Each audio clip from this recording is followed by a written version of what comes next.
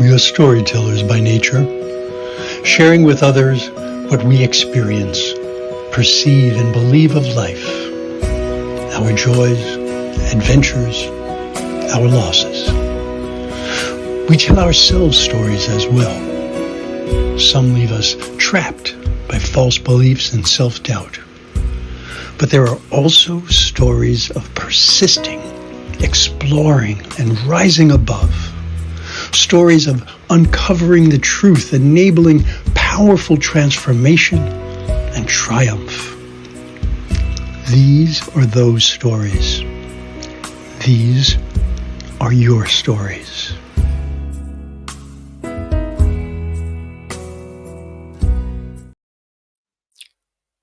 Hello, folks. Welcome, welcome, welcome. My name is Zodi Miro. My pronouns are he and him. I'm a spiritual counselor, a religious science practitioner with the New Thought Media Network, and a transformational coach. Both my ministry and my mission are to help people co-create their most authentic and most fulfilling life experience. And I am truly honored and excited to bring this show to you. And so it is. Stories of truth, transformation, and triumph. Because this is how we can see just what it is that we have at our disposal as co-creators of our life experience. If this is your first time, welcome. And if you're returning, welcome back. So in each episode of this show, we listen to stories of how people like you, people like me, who have been held back by false limiting beliefs, have uncovered their truth, enabling them to transform their life experience and then literally to triumph because of their spiritual journey. Now, I know that some of these stories are going to come from a very challenging and frightening and even life-threatening beginning. Some of the topics could be triggering for you. Please remember, if that should occur, just breathe into it. You can always come back and watch the recording at your own pace if need be. But know this, when you are ready, the exploration of your life has greater rewards than you could ever imagine. And if necessary, please feel free to reach out to me for support. All right. Now then, let me just see one thing here. Oh, hello, Shay. Good to see you. All right. So for today's episode, I am truly honored to have Reverend Kim Andrews return as my guest today. Reverend Kim is the spiritual leader of Unity Saxe in Saxe, Texas. Through her ministry, she has helped others find inner peace through her healing modality and peace initiative, 8945 for Peace. And Reverend Kim is also part of the incredible trio of Real Talk Sisters, whose show airs on the New Thought Media Network every Tuesday at 1 p.m. Please help me welcome back Reverend Kim Andrews. Hi, it's nice to be back. Good to have you here, Reverend Kim. So, when last we saw you, we were dealing with the uglier part of this story, if you will. We were talking about the abuse that you had suffered as a young person, and we were able to get to the point where you had just started to really work on changing things for yourself. So you were in therapy. I believe you were in roughly your mid-20s at that time. Yes. Right? And yes. We chose at the end of last month's episode to stop there because we just felt that there was so much more to say. Mm-hmm. As a matter of fact, one of the last things that you said really stuck with me. You said, there's a lot of beauty that came out of that experience. And that just seems so antithetical. How could that possibly be? So we are waiting with bated breath to hear more. So please. In my 20s, and when I started that process of the therapy at the Rape Crisis Center, I could not have said that a lot of beauty would come out of that experience, because I was still very much in the dark part of the journey, and still very much suffering from the pain of it and everything that can come with sexual assault, rape, especially if it's, well, not especially. Mine happened over a period of time as a child between the ages of 6 and 8, I believe. And also I had other occurrences of sexual assault in my life. So there was a whole lot built up within me, and there was a lot to heal. So in the beginning of that journey, there was no silver lining. I couldn't see a silver lining other than the fact that now I had in my therapist, I had a lifeline. That was my silver lining. I had somebody who had the expertise and the heart to help me on my healing journey. And that means everything. Gosh, right before, I guess, as you and I signed off, as we were waiting for the show to start, and you said, as you always do, and I love it, have a great show. And I felt all this emotion. And I think some of it is, again, remembering this, and not in a bad way. So I don't feel like I'm suffering right now. It is a recognition of how far I have come. It is a recognition of how wonderful life can be. It's a recognition of how deeply we can heal, and a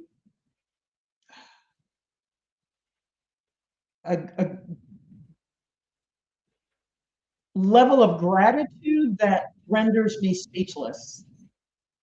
And the only way for me to acknowledge that is that the tears come. And we all have those moments. And the longer I live, the more of these moments I have where I'm just moved. And I think, oh my gosh, life is, yes, fraught with some dark days and dark moments. And that's can't compare to the amount of joy, bliss, love, the number of angels that show up in our lives, all of that. And, I could not have conceived of that when I started therapy. And I think that's one of the reasons why I encourage people to walk this journey of healing and to hang in there, because there is so much freedom and joy and gratitude for life, and an ability to not the ability,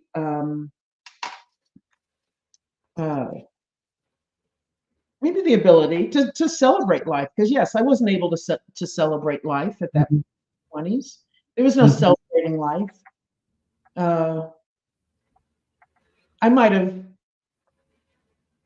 on the outside, looked like I was celebrating some things, but on the inside, I was dying. There was so much pain. I was just dying. And I could not have conceived what 20, 30, 40 years later would look and feel like. So anybody who's on their journey of healing, hang in there, hang in there. Healing is not easy, but it's absolutely worth it.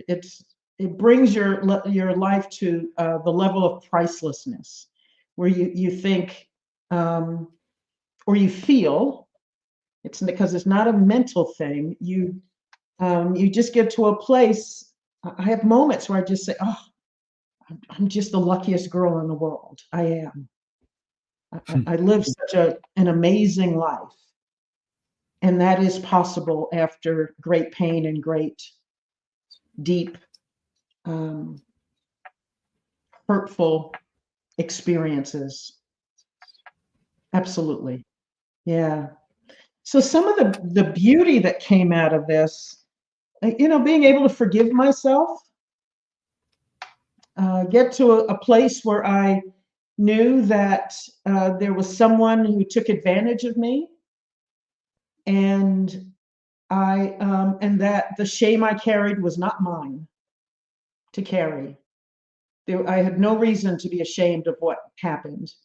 Um, there was a perpetrator, a predator, who took advantage of me, and so I learned to let go of my shame and my anger at myself. Like, how could I do this to myself? I didn't do anything to myself. Hmm. Yeah, I think it's really important to recognize that when you're talking about forgiving yourself, you're not forgiving yourself for the abuse, right? Right. Because there's no reason to. Mhm. Having that self-compassion for allowing yourself to deal with what was and allowing yourself to see what can be. That's so important. That's so Yeah. important. Absolutely. Absolutely. I learned not to be to consider myself a victim. Something happened to me. I went through it. I came through it with all that I am and all that I was at the time. And um, I'm not going to live life as a victim. I'm going to heal as deeply as I can and move forward. But I am no one's victim. And that's freeing, because I think as long as I considered myself a victim, I was failing to empower myself to live differently and to heal more completely, I believe. Mm. For me at least, staying in victimhood um, compromised my ability to heal. Because as long as I was a victim, I left things in the hands of my perpetrator. And when I refuse to be a victim, then I take my power back and I say, this will have no power over me. And my ability to heal is infinite. Mm. And I will not just survive this, I will thrive after this. And this will make me better. This will make me stronger, more resilient. That's pretty wonderful when you think about it.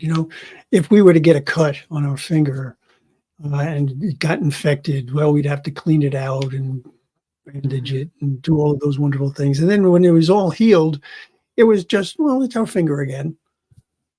But this type of healing brings so much more. It doesn't simply return you to a place where you had been. It Mhm. actually propels you forward. Yes.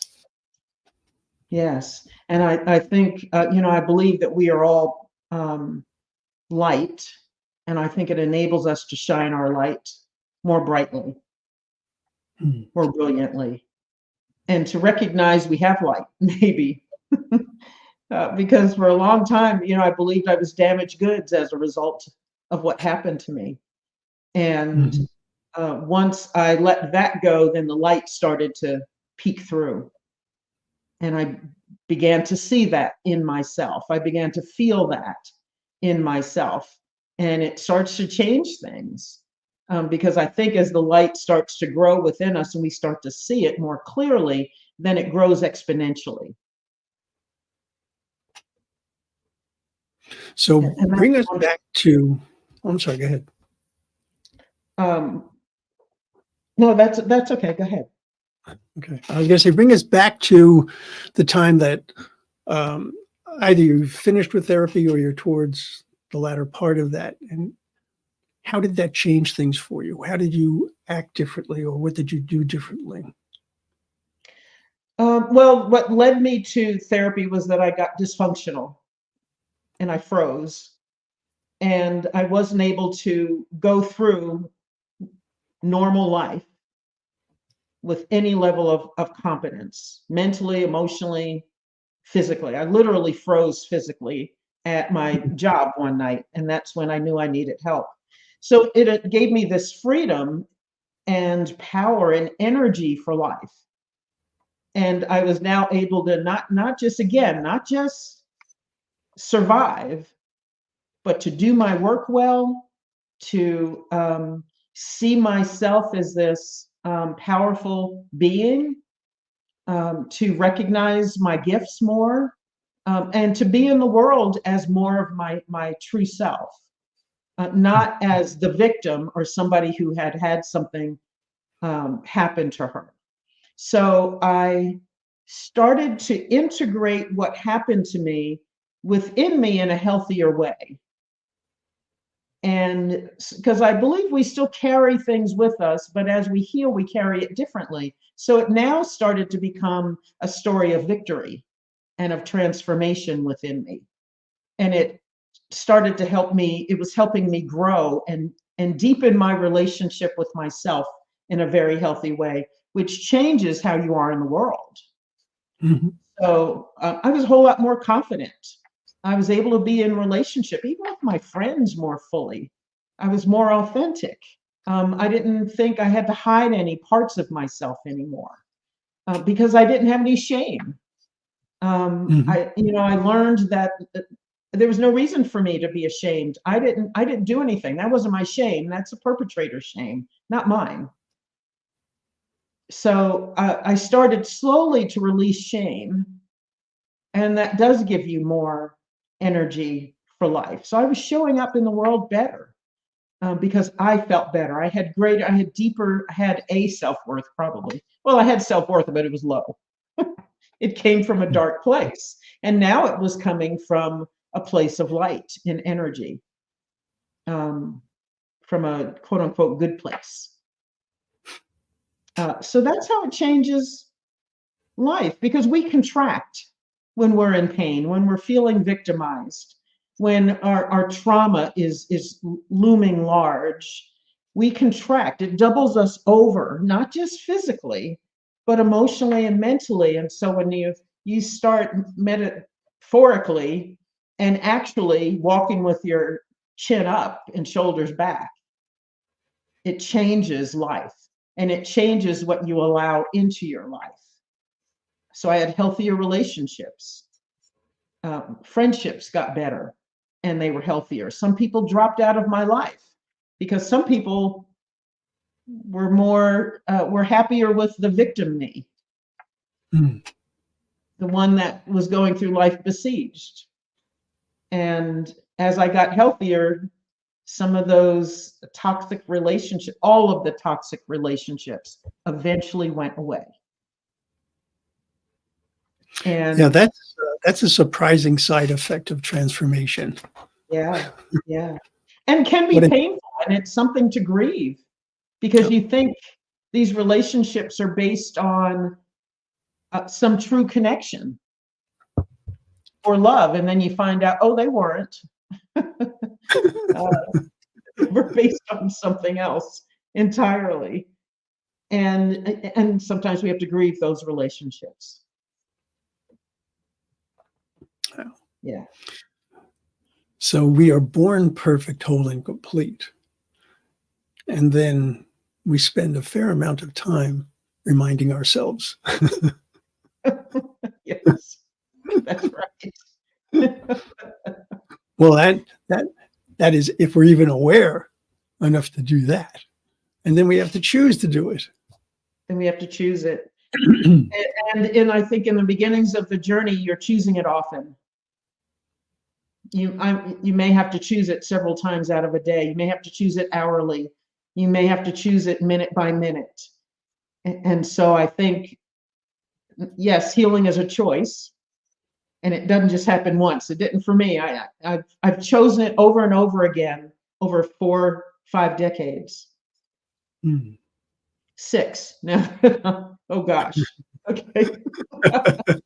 Oh my gosh. Okay, this is another show coming up.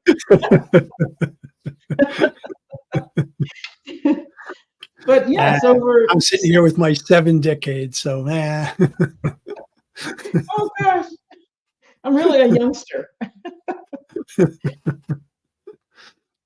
So so I think that's important to read for maybe for people to hear that it is a choice over time and time again. It was a choice when you asked me to come on the show. When you first asked me, I didn't know I was going to talk about this part of my life. And then it became very clear. And yet, when it did become clear, I knew that I needed to heal at a different level now around this story for me to move forward with what I'm called to do at this time in my life. And so I said yes to it again, because I could have just said, okay, Zoe, no, I'm sorry, I can't, I won't. And yeah. And when we realized we were going to do a second part of the show, I could have said, no, I can't talk about it anymore. Let's just leave it. I did what I could. And so, yes, it's a choice again and again. And maybe I'll continue to make that choice throughout my life. And I say, okay, bring it on, if so. Because there is greater freedom every single time you say yes. There's greater joy. There's greater peace. Absolutely greater peace. And sometimes I think when we can't get to joy, we can at least get to peace. And in the midst of the tears and the bittersweet moments, you say, at least I'm at peace now. I have greater peace now. And I think that's highly valuable, which is one of the reasons why I started my peace initiative, because I think personal peace, inner peace, is perhaps one of life's greatest gifts.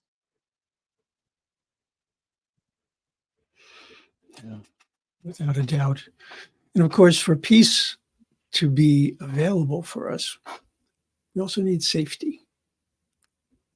Yeah. And safety is a big issue for people such as us who have been abused.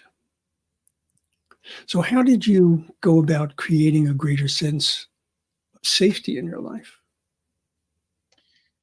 So I think that came from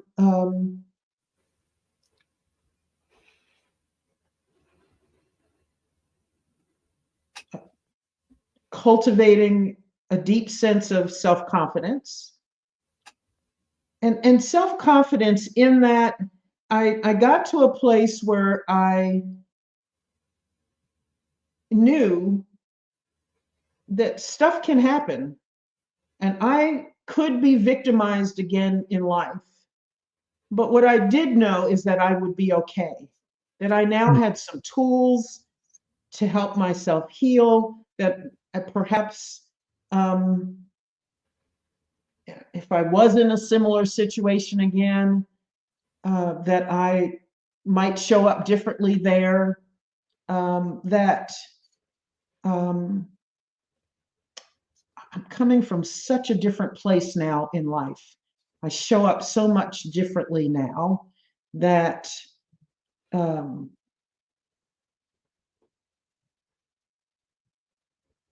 I just have a place of knowingness that everything would be okay. And also I've grown spiritually.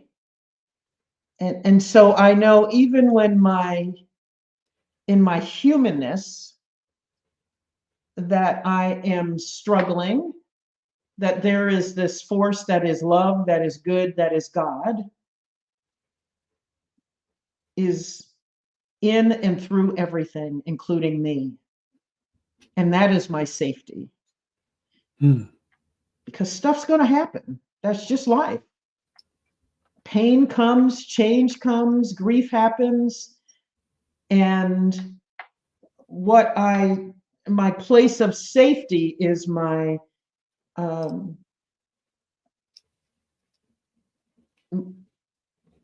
my innate divinity, which is first cause of all that I am. That's where I get my self-confidence from.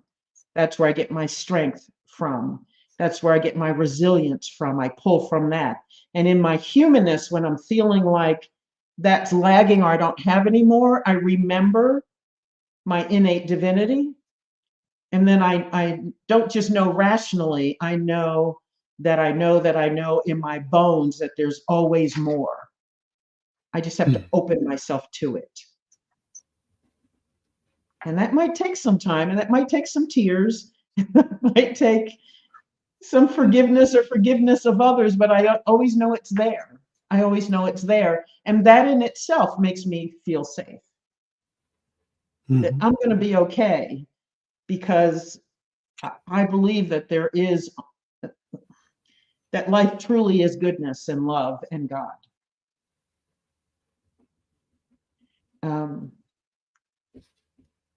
Because life happens, stuff happens, and stuff can hit the fan at any time.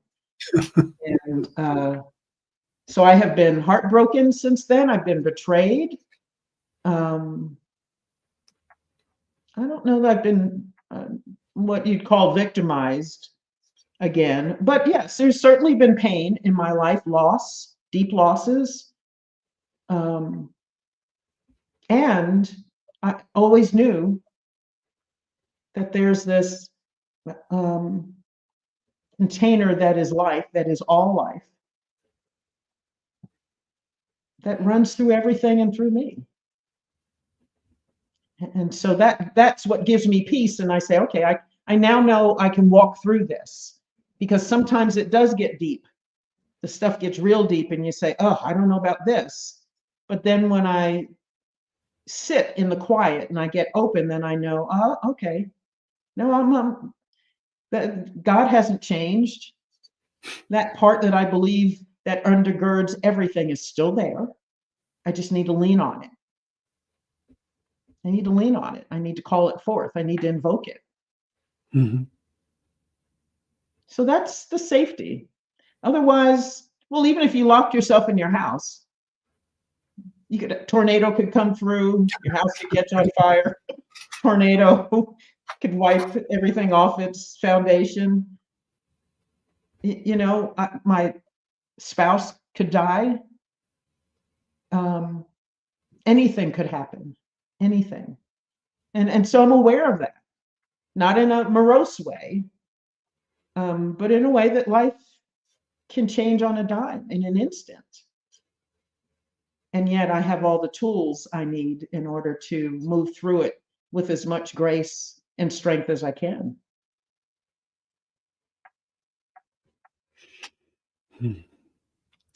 Yeah. Now, one of the things that is very common for people who have been abused is to isolate.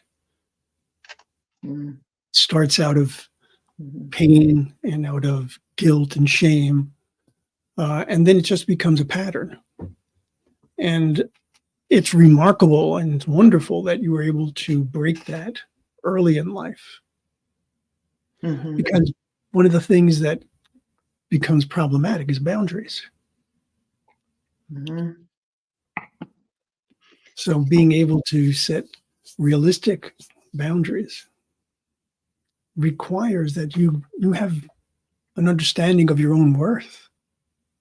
Yes. Yeah. And discover what healthy boundaries are. You know, and I thought of the man that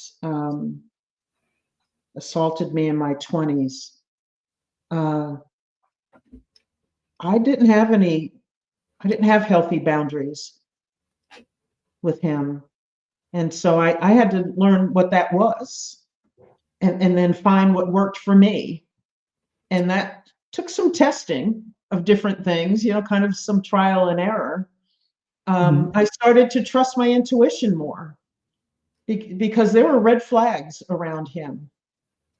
And I ignored them because I didn't have a deep sense of self-worth. And so I was always looking for affirmation outside of me, always. And one thing that predators do well is that to show up for you in a way that says, I can take care of you. I've got this. I'm safe.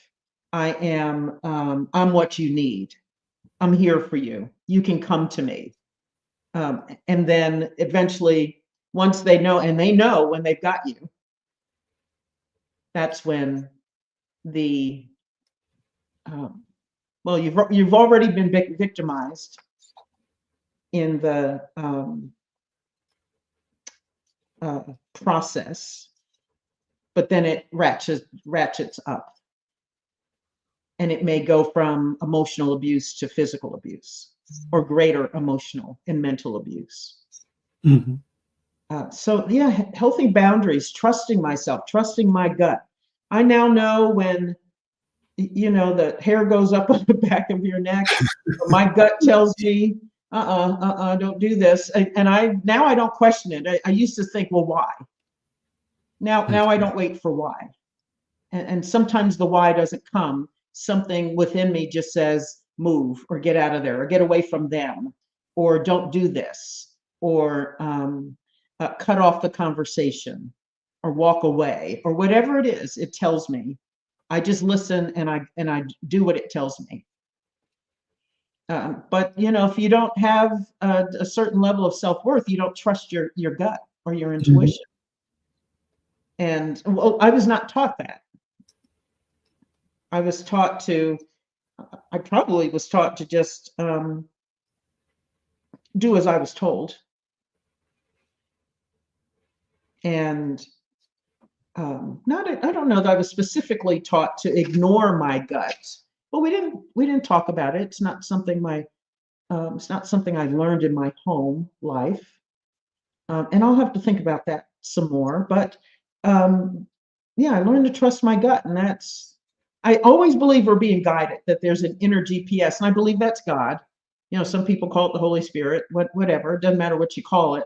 I think as long as you hear it and heed it, that's what matters.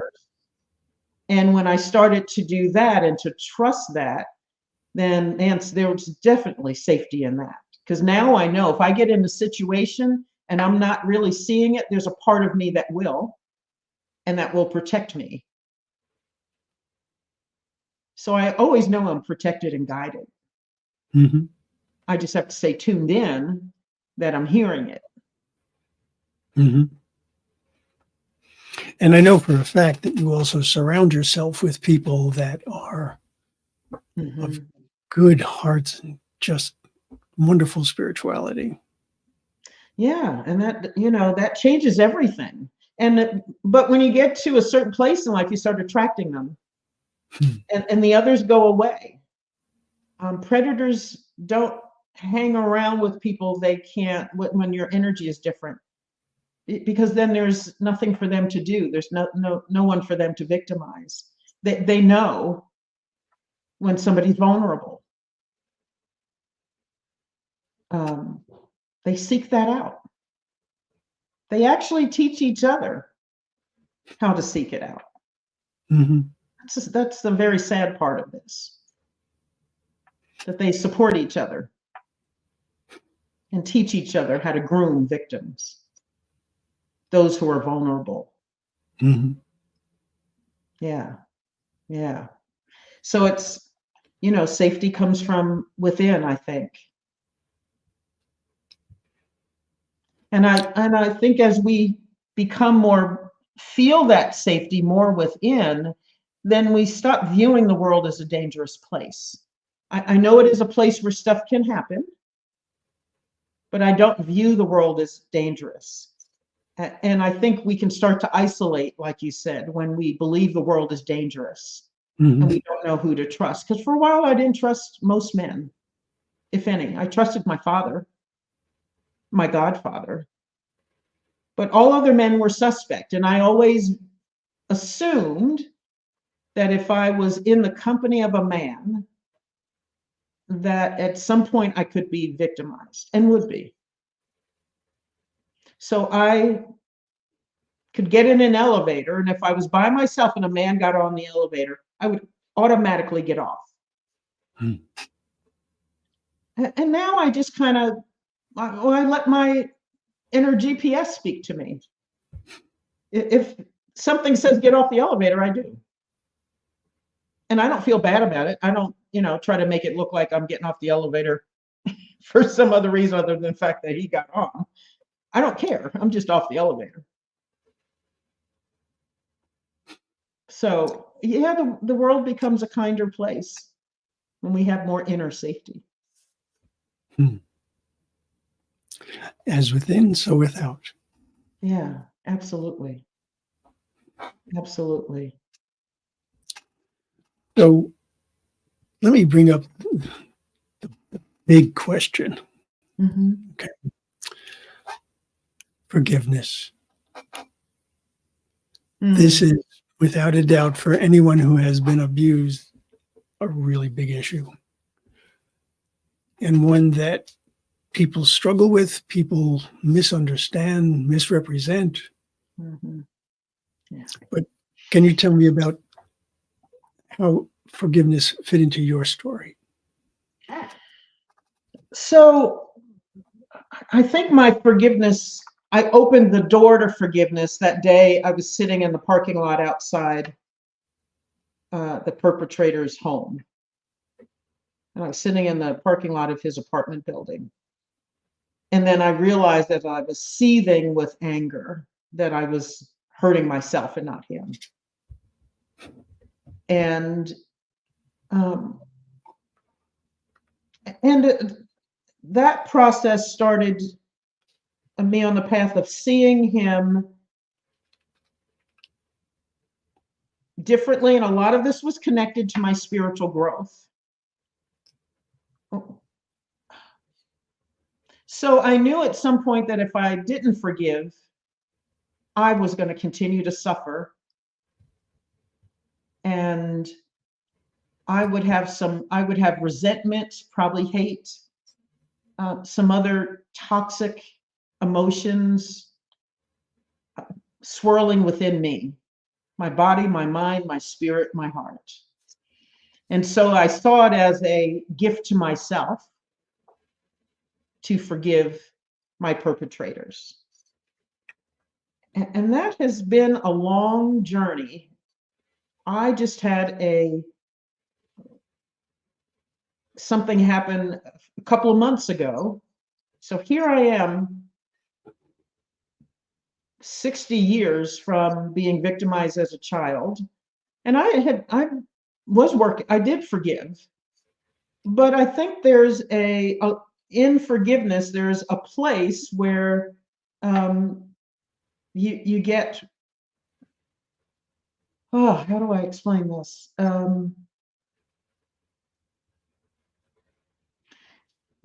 Where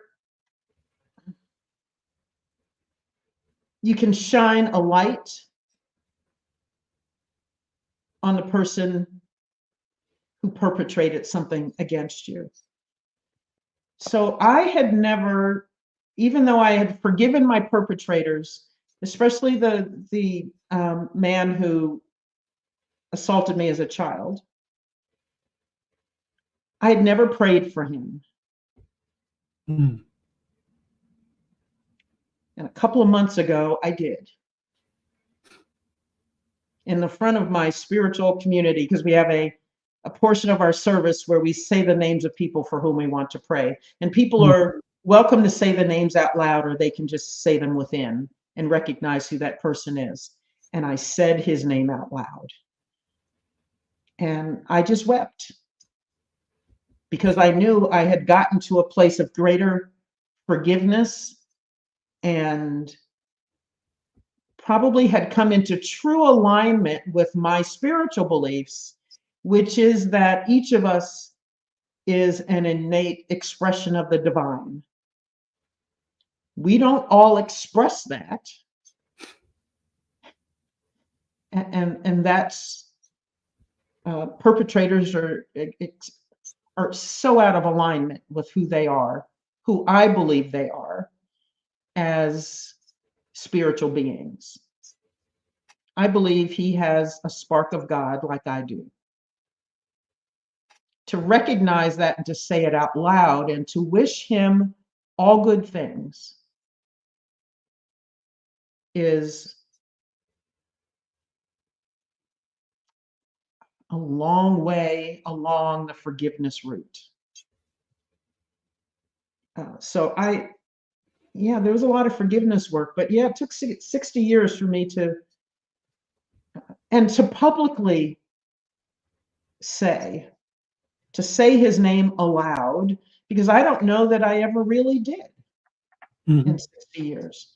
He was just this entity, this thing in my life. He was what he perpetrated on me. And in that moment, I separated the two things. I separated deed from doer, and I recognized him as light. And I don't know what he's up to now. I don't know if he's dead or alive. I don't. But I do know now that the emotional tie I had to him is broken. The energetic tie, or as I think about my beliefs as they are evolving, that now there's a love connection between us that is divine love. I might not ever want to be in his physical presence, because I don't know what his life is now, if he's alive. But spiritually, there's a love connection there. And I believe that's a good thing. So forgiveness, I think, can be a long, long journey. And it can be circuitous. And I think we can step forward and then pull back and step forward and pull back. Depends on if stuff is triggering. You know, we might be in a moment where something's triggered us, and then all of a sudden we're back there again. And maybe you're thinking, I don't know about this forgiveness thing. You know, I'm feeling the hurt again.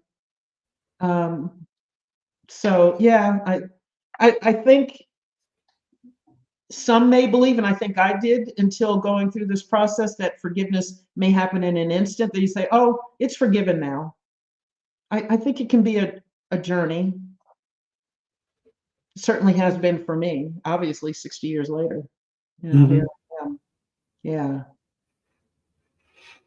Yeah, there's an image that I hold in my mind that, you know, our life just keeps revolving, and we move around that, around our memories, around our experiences. But as we move around it, we're also changing. You know, so if we are fortunate enough to be growing, then we're sort of ascending in this spiral. But we keep passing the same things over and over. We have the same memories, we have the same experiences. But who we are going into those experiences, remembrance of them is different. And I think for people who have been abused, that there is sometimes a fear to go back and look at this again. Yeah. But we're not the same people. Right? We have more capability. We have more awareness. We have a greater recognition of our ability to choose. Right? Linda put a comment in saying it's so freeing to realize I have choice over and over and over again. Yeah. Yeah. And so I invite people to say yes over and over again to healing, because I certainly am. Because I do now know that there's more greater freedom on the other side of saying yes again. You know, I was just thinking, I was at a conference early in October, and I did a labyrinth walk. It was only my second time doing one. And before that walk, I had recognized I probably needed to do some inner child work, so that part of my 6-year-old self, my 6, 7, and 8-year-old self who was sexually assaulted, she has loomed large lately. And so I'm on this labyrinth walk, and I haven't done a lot of inner child work. I've just kind of stepped my toes in it and kind of just left it open. And I thought, okay, when the right work is there for me, I'm willing to do it. But on this labyrinth walk, so I'm just kind of going through the walk and, just kind of trusting what's happening and allow myself to feel. And it's the inner child in me, or I said to my inner child, it's time now to step into something we are called to be. And I need you with me. Because I realized that my 6 to 7, 8-year-old self has carried me and has strengthened me and has galvanized me and enabled me to live the life I've led all these years. But what I heard back, and which just brought tears of recognition, was that she said, "You don't need me, but I'm with you. And I will always be with you, but you don't need me." And man, that said volumes to me about the depth of my healing. Mm-hmm.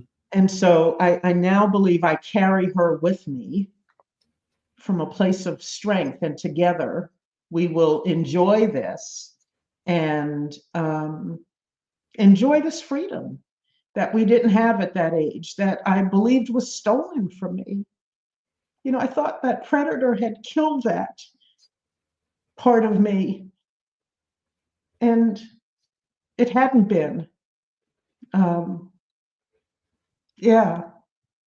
So to hear that, she was telling me, "No, you've got this, and I'm here for the ride. So let's do this.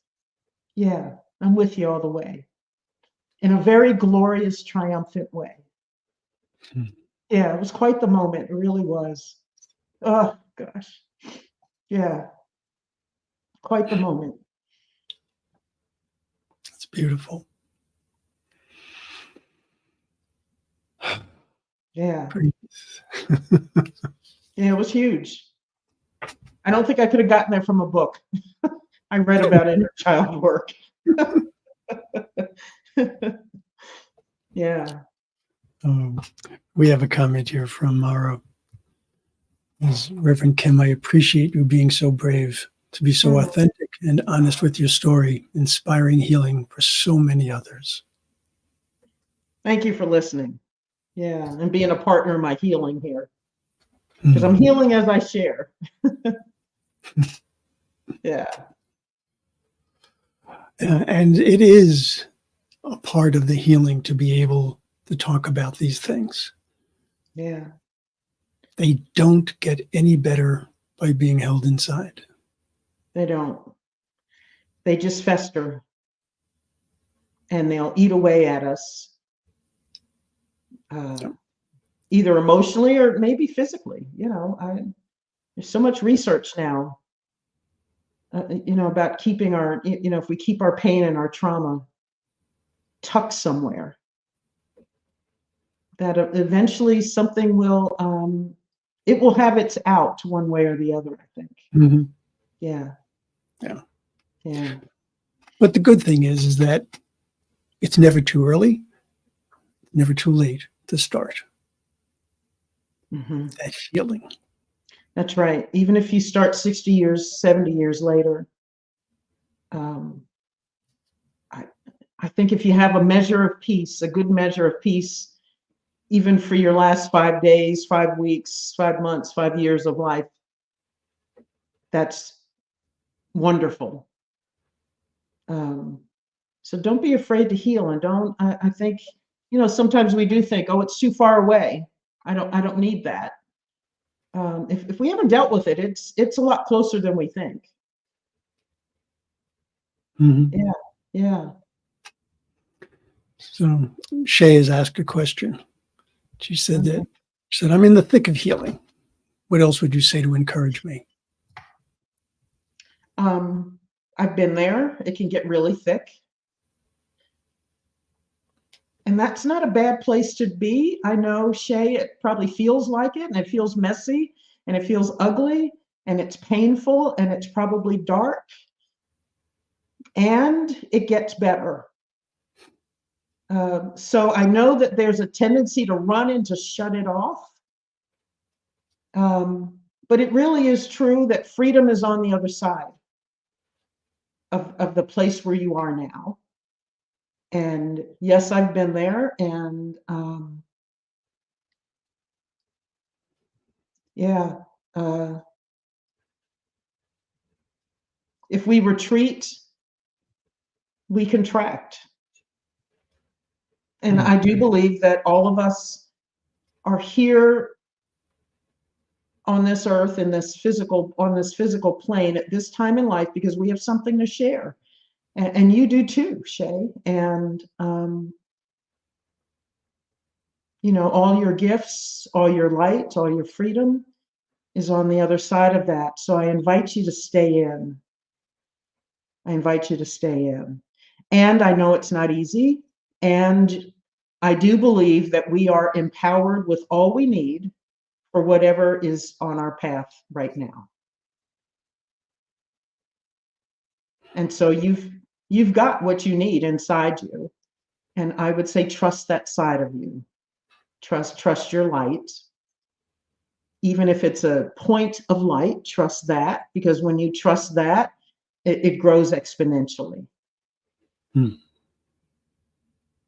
So hang in there and reach out if you need help. I was in therapy more than once.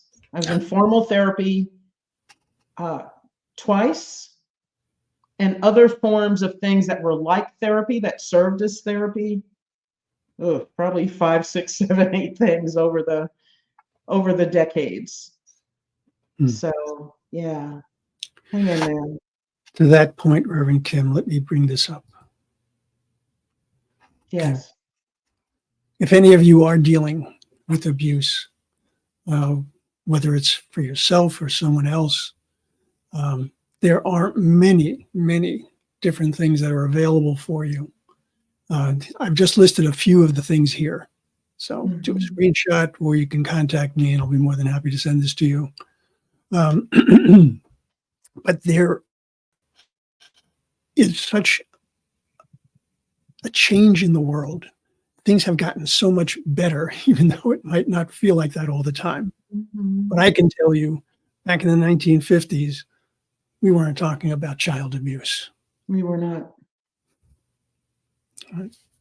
Yeah. So we are moving forward. Mm-hmm. There are, as I said, many, many possible ways to get the help that you need. And there are a lot of us out there who have dealt with this. They say 1 in 6 boys, 1 in 4 girls are sexually assaulted in their lives. And so if you're in a room of 10 people, there's at least 1 or maybe 2 or 3 others in the room who share a similar history. And sometimes it just takes us saying it out loud. And if there's someone else who's on the journey of healing, they might raise their hand or give you a look, and yeah, there's more. Mm-hmm. Probably more within your family, and nobody's talking about it. Yeah. Well, I want to thank you, Reverend Kim.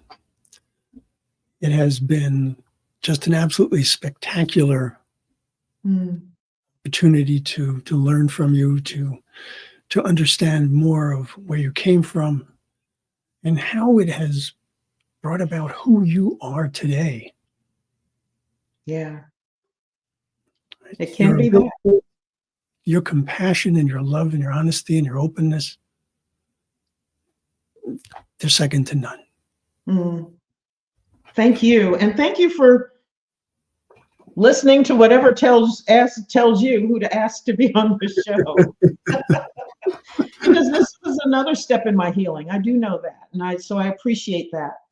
And I appreciate your time and I appreciate your heart. So I say to those who are listening, if you do need help, I would reach out to Zoe. You just have a gentleness and an openness and a generous heart, a loving heart. That is very, very special. Yeah, you're a special light, Zoe. So Thank you. I appreciate that, and I know you bring that to all of your gifts and the initials behind your name and things like that. The work that you do.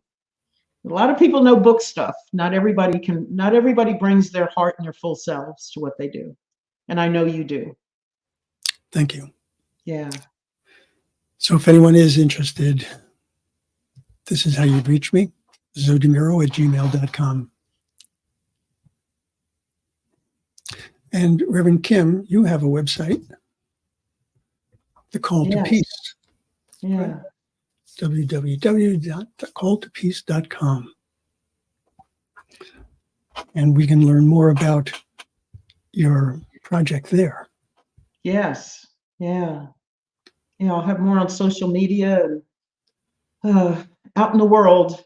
And this day, the 2 interviews have helped me find more of that strength and more of that light for this work. So I appreciate it. And we appreciate you for that. Most certainly. Mm. All right. So, folks, without a doubt, allow yourselves to grow, allow yourselves to explore, allow yourselves to recognize the beauty that exists within. Mm. Recognize that, oh my goodness, you are loved. You are absolutely loved, and you yourselves are loved. If the concept of this show resonated with you, please let people know about it. Right? Use your own social media, your personal discussions, whatever you can do, because as we've pointed out, there are many of us out there, Mhm. right? Many of us who need to gather those kindred souls, those people who understand, those people who can look at us and see the divine. Mhm. Let's see, a couple more comments here.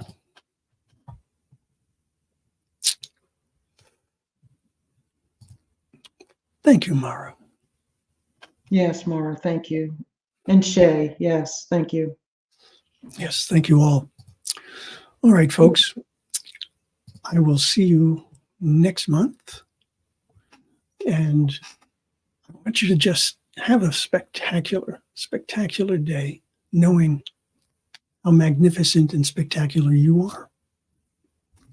We'll see you soon. Let me get rid of this. And then, see, it's hard to be the show producer sometimes.